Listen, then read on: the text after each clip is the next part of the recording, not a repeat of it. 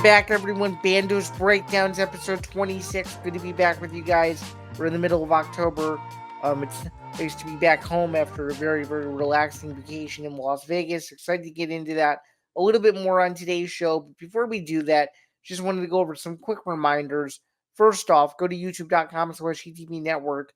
That is where you can find all of our content across the network, including every episode of this show, every episode of the MMA Outsiders, every episode of BTB Sports, and all the other shows that we have going on. The climb to 1,000 continues. So if you want to go on, support us, youtube.com/GTB Network. Be sure to like this video if you like the content. Also, be sure to subscribe. It really helps out the algorithm a ton, and it keeps me more motivated to keep doing podcasts like this one. So again, if you want more, go to youtube.com/GTB Network. For those of you who've already done your due diligence and subscribed, thank you.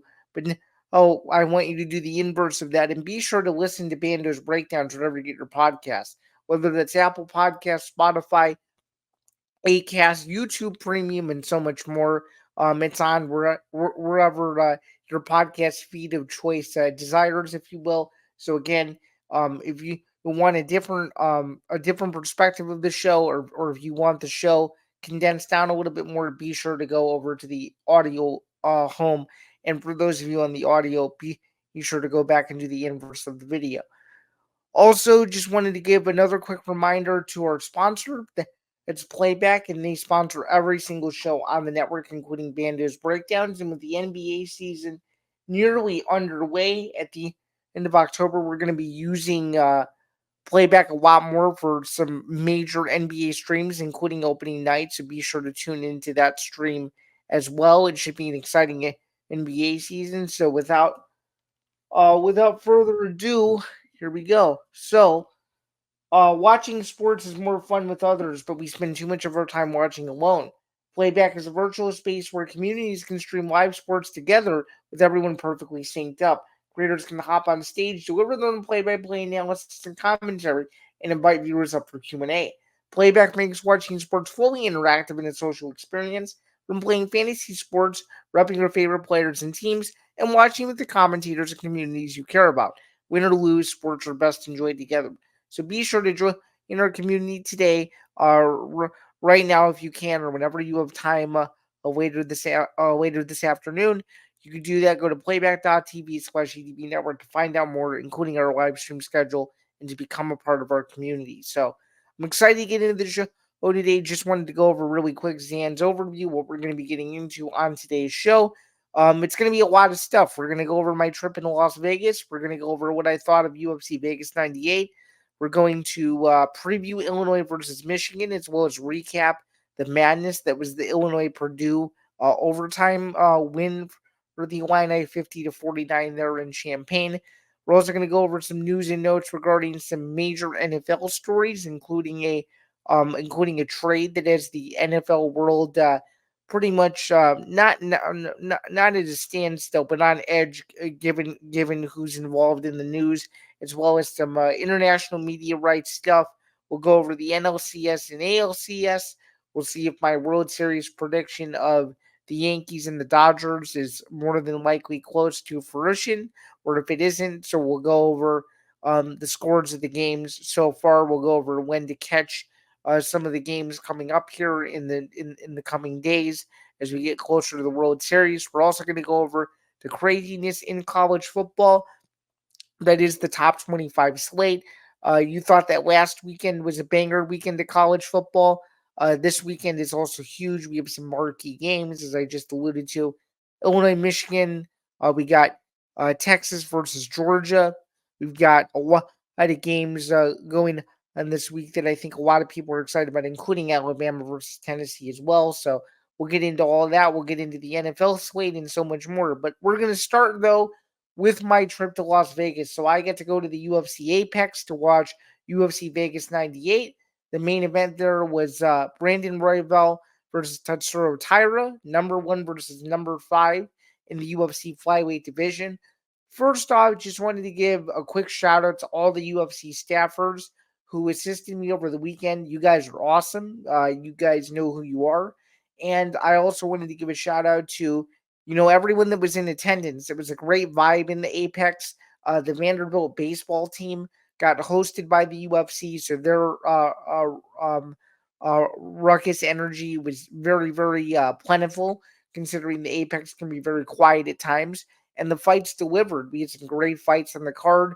We had some really nice performances. We had Grant Dawson looking great. We had Junior Tafa looking really good. Obviously, the main event delivered.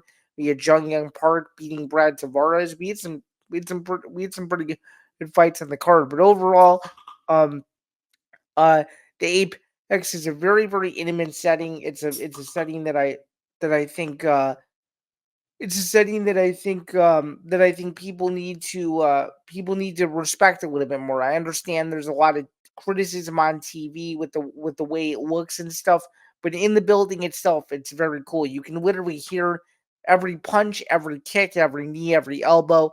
It feels like you're as close to the action as possible, which thankfully my seat was relatively close. I was one barricade away from the front row where the UFC executives sit. Dana White was not in attendance. His seat was vacant until Hunter Campbell decided to snatch it up right before the main event. So that was definitely interesting to see. But overall, the fights were good. The Apex experience was cool, and the UFC headquarters experience was even cooler. So it's a gated campus. It's a huge campus. It's just to give you some context, it's two separate buildings. One is the Apex and one is UFC headquarters. Connected to UFC headquarters is the UFC Performance Institute. So this has been a game changer for the UFC over the last several years. If you have fighters who, maybe don't have an adequate camp setup, or if you have fighters who, are in Vegas, right ahead of their fight and just need to train a little bit, they can go to the UFC Performance Institute, get whatever they need, and basically feel like they are taken care of as much as possible. Anything from meals to supplements to physical therapy, they literally get whatever it is they desire. That was more so public knowledge, but it was good to see it firsthand that these fighters can literally get whatever they need in the midst of a fight camp. So that was very cool. They even have a room where you can literally train at altitude. So if you're fighting in Mexico City, if you're fighting in Denver, if you're fighting in one of these places where altitude can play a factor, the UFC has that covered as well. They basically have all their bases covered, no matter where you look. So it was a very, very nice facility.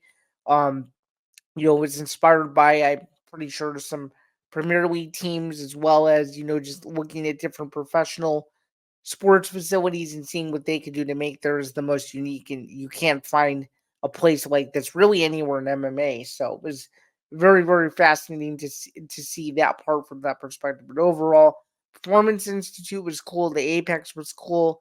The fights were great. And well, I just think overall, it was a very nice experience. It was a little warm, for this time of year in Vegas, but overall it was good. It was relaxing. It was the break I needed after being here for quite some time. But let's dive into these fights a little bit more. So we're gonna move into the UFC Vegas 98 recap. Overall, a solid card. I finished 8-4 on this card, so not bad.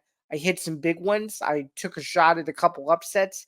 Sadly, didn't work out too well. Jared Gooden lost to Edgekwani, uh Sheedy Edgekwani, if you will. Let's see. I took a couple other stabs too, but that was a big one. So I think going 8-4 was solid. As you guys know, I've struggled on UFC the last couple months. Just overall a month to month record breakdown. It's been a tough month. It's been a while since I've done exceptionally well for 1 month in the UFC. It's been a couple months actually since I've done extremely well. But I have to give myself credit though. Getting this main event right for Royval was a little bit of a sweat. Thankfully, the judges did get it right. I scored it 1-3-5 for Royval and 2-4 for Tatsuro Taira. So Taira was literally one scorecard away from remaining undefeated, but nonetheless, the flyweight division rolls on. It seems clear who Royval wants next. He wants the winner Moreno and Albazi. And there's a good chance too that he could potentially get the title shot off the fight. Again, if this Moreno Albazi fight in Edmonton doesn't go according to plans, that'll be interesting as well. But overall, though, a good card. Again, 8-4 as I alluded to. We're gonna look to keep it going with UFC Vegas 99 this week, which we'll get to later in the show. That is another UFC Apex card before they go to Abu Dhabi to close out the month of October. That is the UFC 308 pay-per-view, just for a little bit of extra context there. But overall, it was a solid card. I was glad to be there. Over on the other side of the world, though, we had the Bears taking care of business, beating the Jaguars. Overall, a solid game. Caleb Williams played extremely well in this game from what I saw. Again, I only caught the highlights of this one, but overall, a solid win for the Bears. I've been talking about this for the last few weeks. If they can win these next couple games, they've got this game, they've got the Commanders game in a couple weeks, they've got the Cardinals game, and then of course they get the Patriots game that I'm going to in November. I said if they could win a couple of these games to get to 5-2, um, they would be in a good spot. And it's clear that the Bears are doing just that. Now obviously there's been history made since the realignment. This is the first time in since the realignment was formed when the NFC Central became the NFC North that all four teams have more than 4 wins at this point in the season. So the NFC North is a dogfight. Now we're going to start to see some of these teams play each other. Obviously, Minnesota already played the Packers, so they're going to play each other again. But once these divisional games ramp up, I think the NFC North is going to be very, very exciting, just considering that the Bears are actually playing well under their new regime. Caleb Williams is playing well. The receivers are playing well. And of course, the Bears' defense has been the hallmark of what makes this team run. If you feel like the Bears' offense is struggling, there's not much to worry about because the defense will take care of it. And I know there's criticism about who the Bears have beat over the first 6 weeks, and that's understandable. But listen, guys, just as a quick reminder, the NFL makes the schedules. The Bears nor any of the other 31 NFL teams do. So just as a small reminder, before you go about criticizing schedules, you could criticize the NFL schedule makers for that. You shouldn't be criticizing teams for beating who's on their schedule.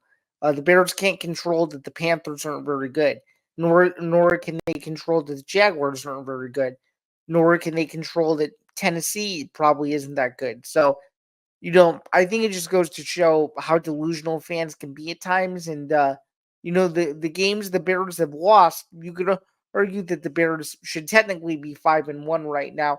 But overall, though, losing to Houston is nothing to sweat at, and the Colts might be better than people expect, given how they played the last couple weeks. But you never know, though. So just something to keep in mind there. Bears are on the bye this upcoming week before a huge game that was just recently flexed to national TV. Jim Nance and Tony Romo and Tracy Wolfson will be on the call for the Bears game against the Commanders in DC. So that will be very exciting. It's two of the most underrated stories in the NFC. Obviously, the Commanders have been playing quite well with Jaden Daniels, nearly beat the Ravens last week, so they're a nice offense to watch too. And it should be a great next couple weeks for the Bears. But a good win for them in London. Did what they needed to do. Business trip secured, and you love to see it.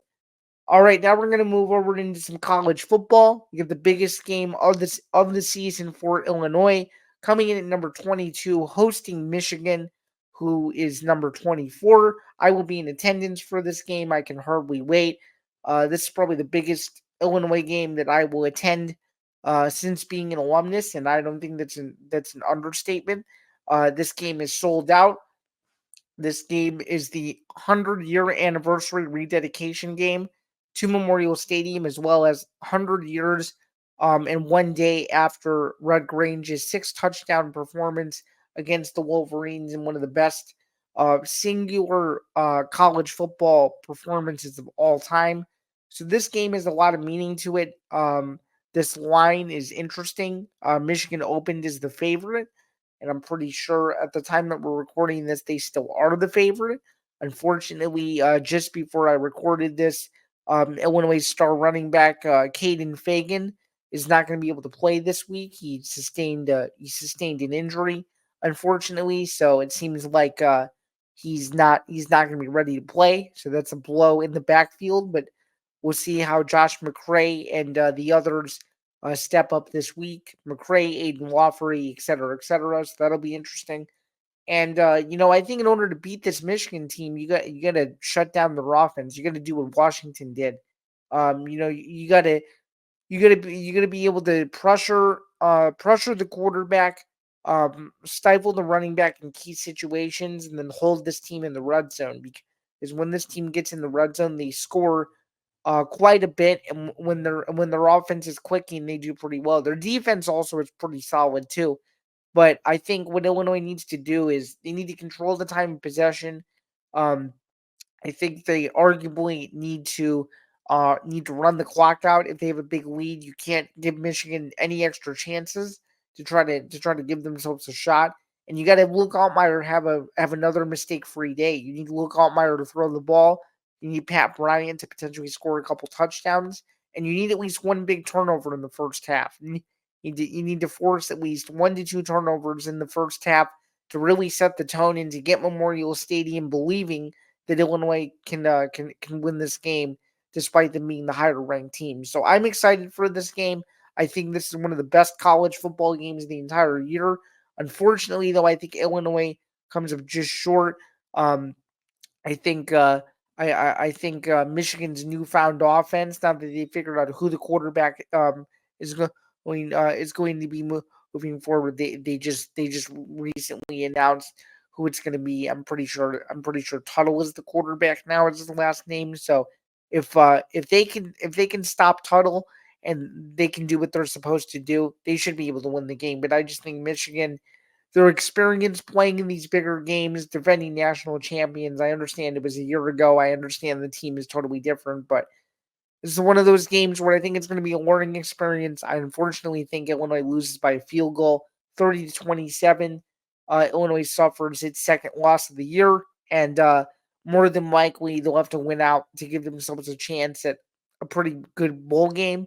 And just as a reminder, too, if Illinois does win this week after winning last week 50-49 against Purdue, which is just inexcusable considering how bad Purdue is and how much turmoil Purdue has been in, Illinois can qualify for a bowl game with one more win, and they can do it as early as this week. So just something to keep in mind. Their 3:30 Eastern kickoff on CBS, part of a huge day in college football overall. Again, very excited. I will be either for it. I'm excited to report back what the atmosphere was like in Memorial Stadium for arguably the biggest Illinois game in several years, and 100% the biggest game clearly of the Brett Bielema era so far in Champaign. So I'm very excited to see how the game plays out. But again, I am taking Michigan to win the game, cover the spread, 30-27 in a heartbreaking loss for the Illini. I think unfortunately Illinois will have the ball last, and they'll turn it over on downs as they're going in to try to get into field goal range. I think it's going to be one of those gut wrenching losses where it was a would have been, could have been, should have been kind of afternoon. So that's how I see it playing out. All right, now we're going to go into some baseball now. So we're getting closer and closer to the World Series. So I just wanted to give my quick thoughts on how I think the postseason is going so far. There's obviously been a lot of parity in it. So just to give you a little bit of context here, all right, so we're in the midst of like the middle, or we're getting to the middle portion of both series. We've got the Cleveland Guardians taking on the New York Yankees. We also have the New York Mets taking on the Dodgers. So the Yankees won on Monday night, 6-3 to take a 2 games to none lead, going to Cleveland. So that'll be interesting. And then of course we got a 1-1 series tie in the Mets Dodgers series, which I think is just going to be a war. I think you could see both of these series going 7 games, but I still like my Dodgers Yankees initial World Series prediction. It's still in play despite all the parity, despite the Phillies being out, despite all the other mess that took place in the divisional series and the wild card round. I do still like my World Series pick. I think I think the Guardians are good enough to win one game in Cleveland. Um, I also think I also think the Mets are good enough to take a 2-1 series lead now that the series is shifting to New York now. They're gonna at least win one game. So I think Dodgers Mets has a chance to at least go 6, and then Yankees Guardians could be the same, but I could also see it going 7 games because it's baseball and you simply never know. But I still like my World Series pick here of the Yankees to beat the Dodgers. I'm going to keep you guys posted on what I think of the rest of these series moving forward. But overall, it's been an exciting MLB postseason. Just to give you some context, um, we had Game 3 of Dodgers Mets last night. At the time this is being released, we got Game 4 we got Game 4 coming up tonight, and then of course we have a bunch of other stuff going on too. We've got Yankees Guardians Game 4 on Friday, and then followed by a very quick turnaround. We're gonna have Game 4 and Game 5 on back-to-back days. I don't know when the last time it was that I've seen that, but that seems very odd. You would think there would be a break between games, but apparently not. So we'll see how this all plays out, but I still like my initial World Series pick of the Yankees and the Dodgers. All right, we're going to get into UFC Vegas 99 now. We're going back over to the West Coast. We've got another UFC Fight Night card. We've got Anthony Fluffy Hernandez taking on Michelle Pereira. Went over this fight a little bit more on the most recent edition of the MMA Outsiders. You can go check that out right now as it dropped. This is dropped on Tuesday, 7 Eastern, 4 p.m. Pacific, as it usually does. Tom and I were back recapping my experience at Vegas 98, previewing PFL Battle of the Giants, which we'll get to in just a little bit, as well as a few other news and notes surrounding Conor McGregor and a couple other things as well. So this should be a decent card. I don't think it's better than the one that I was in attendance for. Again, this is 13 versus 14 in the middleweight division. So nothing too exciting to sweat at, but still a decent fight at the top of the card. Just going to go over some news and notes regarding this card so you guys know what's up with it and how to see it. So again, as I just alluded to, we're back at the Apex again. Very, very exciting stuff. The Apex is not going to be around this year for too much longer because they've got renovations going on. 11 fights on this card, 4 p.m. Eastern start for the prelims, only on ESPN Plus exclusively. Taking a look at the main event here, Michelle Pereira, 31-11. Anthony Hernandez sitting at 12-2. Okay, all right, let's take a look at the tail of the tape here. We've got Pereira on a 5-fight win streak. Both men are on 5-fight win streaks here. Actually, we got Pereira as the slight underdog at plus 130. And we've got Fluffy Hernandez on the comeback here as the slight favorite at minus 160. Pereira out of Brazil, Hernandez out of California. We got Pereira at 31. They're actually both 31 years old. And they both have similar reaches as well. Pereira comes in at 73, while Hernandez's length is a little bit longer at 75. So this should be a good fight. Let's take a look at Pereira first, though, because we have some time. Again, as I alluded to, 31-11 overall. Yeah, 31-11 overall. His last fight was at UFC 301. Currently sitting at 9-2 in the UFC. Ihor Pateria was his last fight. It was a standing guillotine choke at 54 seconds in the first round. A very, very shocking finish there. You don't usually see standing guillotine chokes like that. Taking a look at some other notable wins, Michelle Owen Chaychuk, Andre Petrosky, Santiago Ponzinibbio, Andre Filau, Nico Price, Chaos Williams, and Zaleem Ahmadiev. His last loss came against Diego Sanchez over 4 years ago. That was in February 2020. So he's on a nice win streak. Very, very impressive. He's got 2 wins by knockout in the UFC, 3 by sub, and 4 by decision. One of the most exciting and elusive fighters in the division to this point. A guy who's must-see TV if you're a hardcore fan. Let's take a look at Anthony Hernandez, 12-2. All right. So we got him at 12-2, 6-2 in the UFC. He's coming off of, let's see here. He's coming off of 5 wins in a row.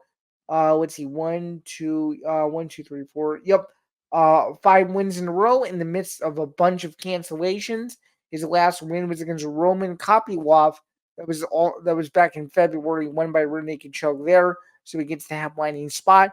Other notable wins: Edmund Shabazian, Marc-Andre Barriot, Josh Fremd, and Rodolfo Fierro. So not a bad resume here. I think he's a pretty good fighter, primarily a ground specialist. At 67% of his wins come by submission. But as I alluded to in the MMA Outsiders, I'm sticking with the same pick. I like Pereira in this spot. I think he's the better striker. I think he's more elusive. I think he can frustrate Hernandez. I think the only way Hernandez, or excuse me, I'm going to correct myself. I actually like Hernandez in this spot, and here's why.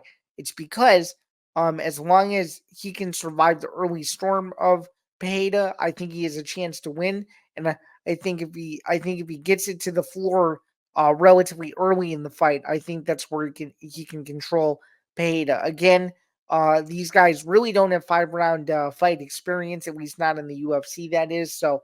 I expect this to be a very conservative, very feel out type of approach of a main event, and I like Hernandez to get the decision. What I meant to say was Tom is Tom is on the opposite side of this, from what I recall. He has Pereira getting it done. So this will be overall an interesting fight, but I could see it ending one of two ways. I could see this going the distance, or I could see this ending in a finish. But more than likely, if I'm a betting man, and if I were to give a little bit of betting advice here, I would say to have this fight not go the distance, just because of Pereira's wild and unpredictable striking style. So just something to keep in mind there. Again, an 11 fight card. Just wanted to quickly remind you all too of my overall record, as I like to do on this show. We're getting close to the end of the UFC calendar for 2024, which is very, very sad. We only have a couple of shows left. Again, this is the third show in the month of October. We only have one more left after this month, as I alluded to just a second ago. So let me go over here and find it. So my record after UFC Vegas 98 currently sits at 227, 186, and 4. So I'm hoping we continue on the trajectory here. Currently sitting at a 14-10 overall record this month for 24 fights. So I can't complain about that. It could be better for sure, considering UFC 307 was a little bit of a struggle bus for me. Just for a quick context, UFC 307 was not great. I went 6-6, so I will take a 14-10 mark any day of the week, just given how difficult it is to pick UFC. So I'm hoping we do a little bit better on Vegas 99 as well as moving forward. Again, if you want to watch the fight, 4 p.m. Eastern prelims, followed by the main card at 7 Eastern, only on ESPN Plus. All right, now we're going to move over to Saudi Arabia now. The other huge fight on the docket this weekend, we've got PFL Battle of the Giants. We have a bunch of title fights, but I want to zero in on the top one. Heavyweight Championship, Francis Ngannou, Renan Ferreira. I'm excited for this fight. I think the whole MMA world is excited for this fight because it's the fear of the unknown. Francis Ngannou has not fought in MMA since January of 2022. He has a lot riding on this fight. I think he arguably has his legacy riding on this fight. He has his belief that him leaving the UFC was a good idea. And he also has, I think a lot of PFL's investment riding on this fight too. He's the biggest star that the PFL has signed, and it's no secret. And he wants to prove that he's still the best heavyweight in the world. I think he does just that by finishing Ferreira early in this fight. I think it'll go a little longer than a round. I actually think it goes to the second round. I think both of these guys gas a little bit, and Francis gets the win. But more importantly, though, this is a huge fight for Francis' legacy. He went over to boxing and he lost twice, losing to Tyson Fury and Anthony Joshua. Obviously, the Tyson Fury fight was very close, and the Anthony Joshua fight, he was unfortunately viciously knocked out in that one. So I think he has a lot riding on this fight just more so than his legacy, but just like overall for the business of the brand. I mean, I think Kenan Ferrer is a great fighter, but is he as marketable as Francis? No, I don't think so. I think Francis is more physique. I think he's got more features that make him a dangerous opponent, and I also think he's someone that I think a lot of people are forgetting was the best heavyweight in the world before deciding to leave the UFC to go over to PFL and to go box and find other ventures to do. So I'm excited for the fight. I'm picking Francis. I hope he wins. And overall, I just think this card there's a lot riding on this first fight on this main event here, and it'll be interesting to see how it plays out. $50, ESPN Plus got an earlier start for this event. Just to give you a brief bit of context as to who else is on the card, because I've got it right here. We've got a pretty decent card. Is it worth $50? I'm not quite sure. The only reason why I'm buying it is because I have to watch it for work related purposes. But I do think though overall this is a decent main card. At least the top three fights. No. Yeah, 4 out of the 5 fights on this main card are pretty good. Ngannou Ferrer's a good fight. Cyborg and Pachenko, Evelyn and Edwards, McKee and Hughes. And then looking at some of the early card fights, Raytheon Stotts is back. Then we've got a couple others on this card where if you're hardcore, you might know them. So the early card begins at 1:30 p.m. Eastern. The main card starts at 4 p.m. Eastern. Again, you can pick this up ESPN Plus pay-per-view or DAZN worldwide. It is the 22nd event of the year for PFL/Bellator. So we're getting close to the end of the PFL Bellator schedule. So you know that when we're starting to talk about big fights, the year is slowly but surely winding down. Oh, and because I have it available to me, just wanted to give you guys a quick reminder because it's been about a month since the PFL last had a card. My overall record for these guys is sitting at 144, 88 and 1. So I had not a bad clip for PFL either. And by the time the year is over, I'll be able to do a combined record to tell you guys just how I did in MMA period and all that other stuff. So very exciting stuff there. All right, now we're going to move on to the last topic of Zan's overview. We've got Northwestern taking on Wisconsin. This should be a decent game. We had Northwestern come back in a major way and knock off Maryland. They were one of the most non-turnover-esque teams in the Big Ten. Unfortunately, they gave it away several times in a devastating loss to the Wildcats in a game that Northwestern desperately needed to win. It seemed like they had lost a bit of their identity there the last couple weeks, losing games to Indiana and Washington, most notably. But it seems like Jack Lausch, since taking over as the quarterback, in place of Mike Wright, has done quite well. And it seems like Northwestern is getting healthy again, and Wisconsin has just played tremendously. They beat Purdue a couple weeks ago. They also have a couple other nice wins under their belt, despite the injuries that they have been sustaining lately.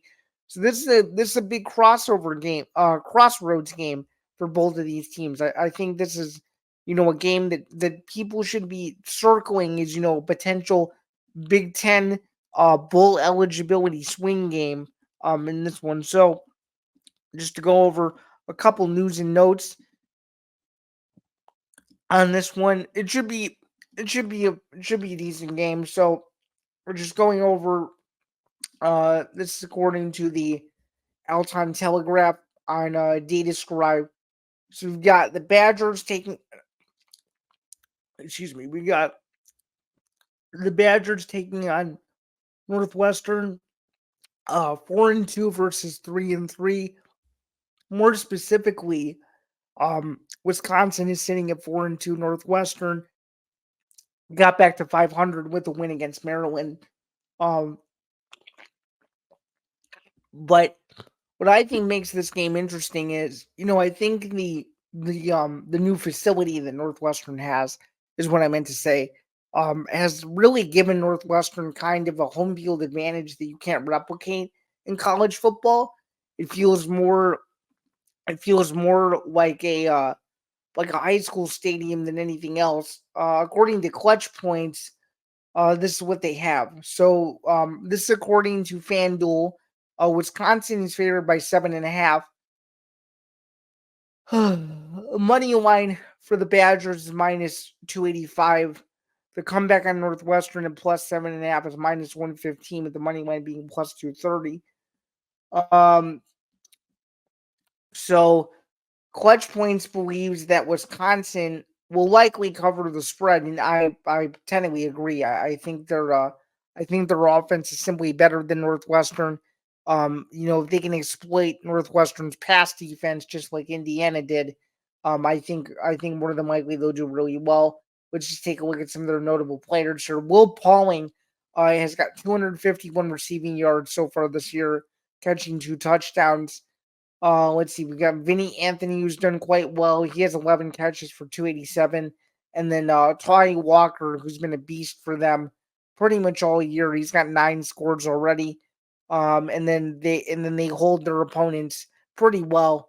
37th in the nation there, and only giving up 25th in opponent yards per game, which means they do quite well. And they've got let's see, they've got an average of 1.6 takeaways per game as well too. Um, so according to Clutch Points, and I totally agree, they like the over in this game, and I do too. I think both offenses play well, but I do think Wisconsin is just a little bit better. Another one of these close games. We're going to go with the 33-30 final score. Northwestern proved me wrong in a win against Maryland last week, so hopefully they play well enough to get this one done. I just think Wisconsin's got too much offensive firepower, and it's going to be one of those games that David Braun, I'm sure, would love to have back at some point. So that's going to do it for Zan's overview, though. We're going to move over to some Zan Zingers. We're going to start with a pretty big one because it was announced on Monday that Illinois would be playing back-to-back CBS games. So this week, I sort of hinted at it. Illinois-Michigan is on CBS, as well as Illinois versus number 2 Oregon the following Saturday, also on CBS. This is huge. If you would have told me 4 years ago, if you would have told me 6 years ago, that 6 years down the line, Illinois would be playing in 2 back-to-back nationally televised games.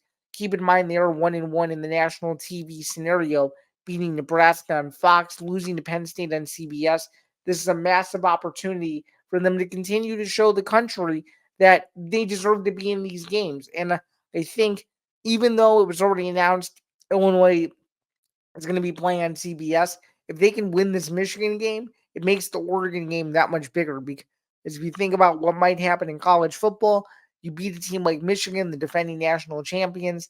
Michigan is definitely out of the rankings by that point, and Illinois probably moves from like 22 to maybe, depending on what happens this weekend, 22 to maybe 18 or 17. So this is a huge game.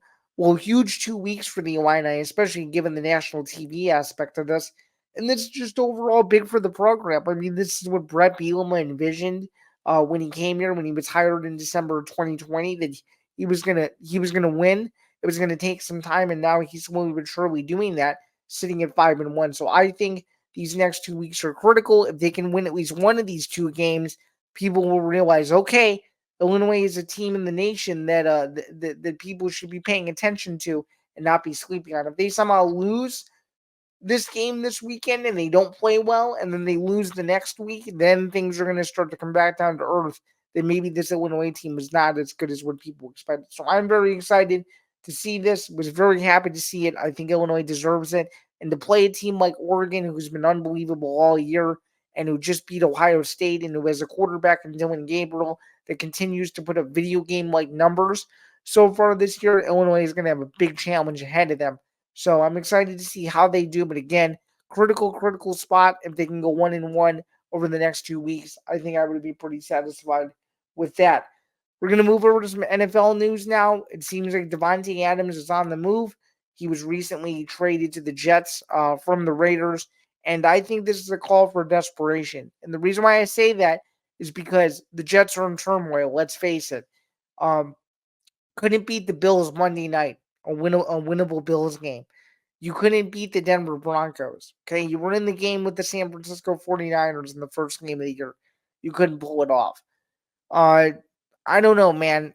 I don't know if the Jets vibe is all there right now. I understand Davante Adams is a great player. I understand he's done a lot of good things, in the other places he's been, but to go to the Jets is, to me, I think, just difficult. I understand he used to play with Rodgers. I understand it's a big deal. I understand it's a big deal for the city, but you can't fix stupid, and that's where the Jets organization is at this point. And I mean, no matter who you get, no matter if it's Davante Adams, no matter if it's Keenan Allen, no matter if Antonio Brown ever decided to come back to the NFL, no matter who you get, I just think the organization is the big concern. And when you have a culture of losing like the Jets do, I think no matter who you get is bad news. So I would stick a fork in this team. The AFC East is just so brutal too that it doesn't even matter who wins that division. All we know is that the Jets, to me, at this point in mid-October, to me, have no shot. They're gonna have to prove to me that they belong and they deserve to compete in this division because they clearly have not shown, at least in my opinion, that they can do it. Now they're asking to go on the road and play a Pittsburgh Steelers team that just dominated the Las Vegas Raiders and a Steelers team that was pissed off that they didn't beat Dallas the week before. No way, man. No way. I think this is bad news. I wish Davante Adams the best of luck, but to me, this is simply not it. This is not it. If you're a Jet fan, and I think this is a total waste of an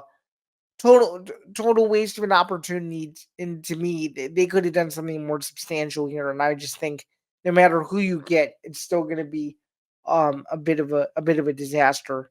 Speaking of the NFL, though, it seems like they're in talks of doing a separate international media rights package, and I think this is interesting.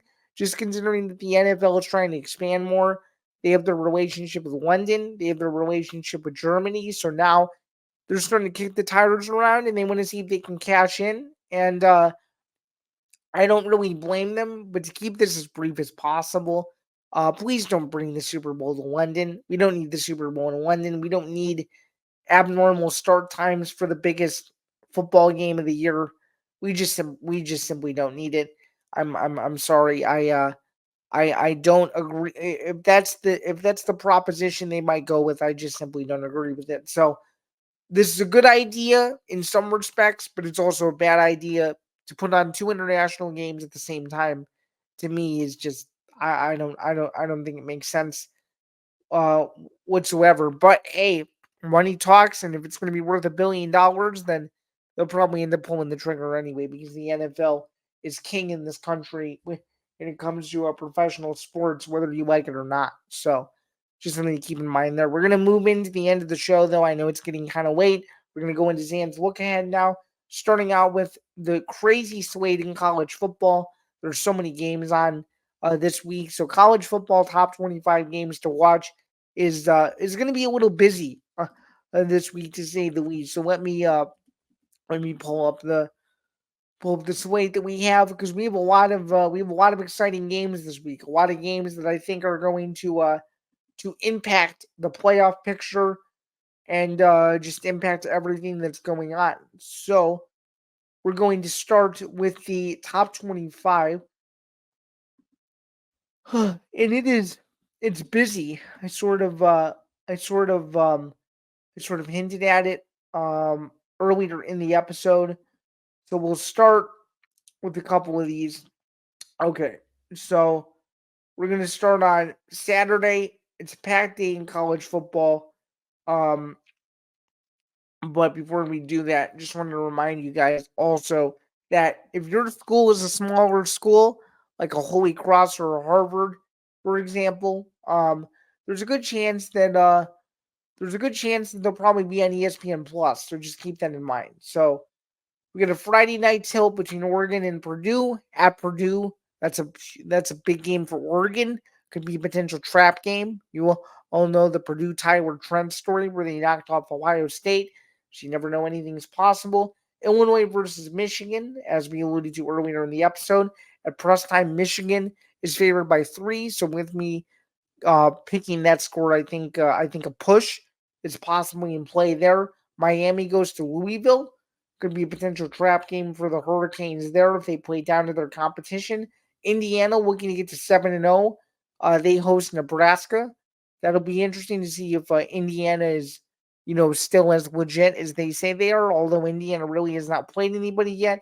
Nebraska is really the first good team that they played so far. Of course, Nebraska's only loss this year is to Illinois. So that's a game where it could have been 2 undefeated teams, but Nebraska has a chance to be ranked again. They can win that one. Alabama versus Tennessee at Tennessee, always a huge game there. Notre Dame at Georgia Tech, that'll be interesting as well. LSU goes to Arkansas, and then of course Georgia goes to #1 Texas. We also have Kansas State going to West Virginia. And then of course the nightcap game, Stanford and SMU. So big slate of college football, though, but the 3 games to look out for, in my opinion: Alabama, Tennessee, um, Georgia versus Texas, and Illinois versus Michigan.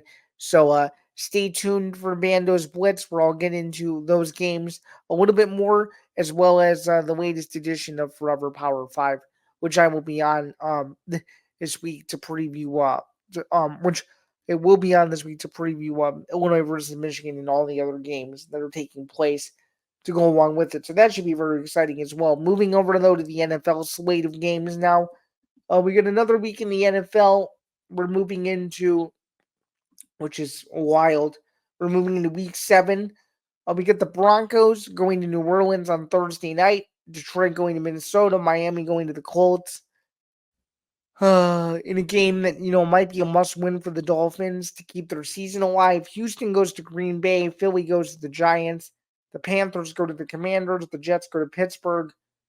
The Chargers go to Arizona. What else do we have? New England and Jacksonville in England. Tennessee and the Bills. Seattle and Atlanta, which actually might be an underrated game. Geno Smith against Kirk Cousins.